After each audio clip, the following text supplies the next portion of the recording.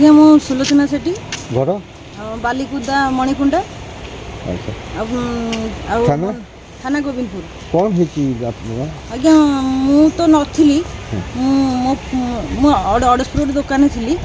ଆଉ ମୋ ପୁଅ ସେ ଫୋନ୍ କରି ଗଲା, ମୁଁ ସାଥି ବାହାରିକି ଆସିଲି। ମୋ ଝିଅ ପାଖକୁ ଯାଇଥିଲି ଘରକୁ। ମୋ ଝିଅ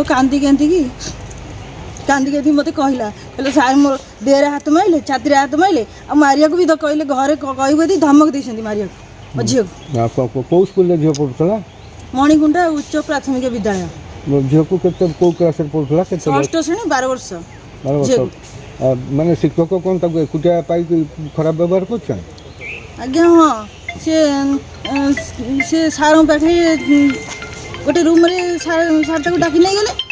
ଡାକିକି କହିଲେ ପରୀକ୍ଷା କାଲି ସରିଥିଲା।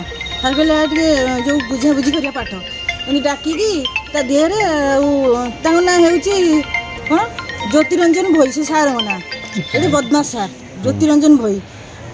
ତାପରେ ମୋତେ କହିଲେ ମୋ ଦେହରେ ହାତ ମାରିଲା, ମୋ ତାପରେ ମୁଣ୍ଡରେ ହାତ ମାରିଲା, ଛାତିରେ ହାତ ମାରିଲା, ତାପରେ ଧମକେଇଲା ଯେ ଯଦି ଘରେ କହିବୁ ତାହେଲେ ଜୀବନ ମାରିଦେବ ବୋଲି କହିଛି।